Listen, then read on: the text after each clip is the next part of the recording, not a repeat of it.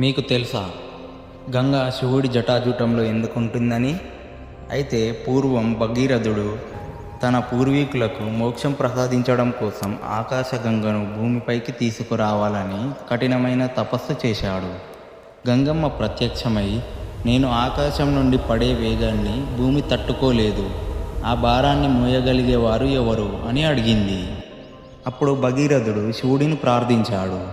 శివుడు అంగీకరించి ఆకాశం నుండి ఉధృతంగా పడుతున్న గంగను తన జటాజూటంలో బంధించాడు. శివుడి జటలలో గంగ దారి తెలియక తిరుగుతూ చివరికి ఆయన అనుగ్రహంతో చిన్న చిన్న దారాలుగా భూమిపైకి వచ్చింది. అలా భగీరథుడి వెంట వెళ్ళిన గంగ సాగరపుత్రులకు మోక్షాన్ని ప్రసాదించింది. అందుకే గంగకు భాగీరథి అనే పేరు వచ్చింది. ఇలాంటి మరెన్నో వీడియోల కోసం మన పేజ్ని సబ్స్క్రైబ్ చేయండి.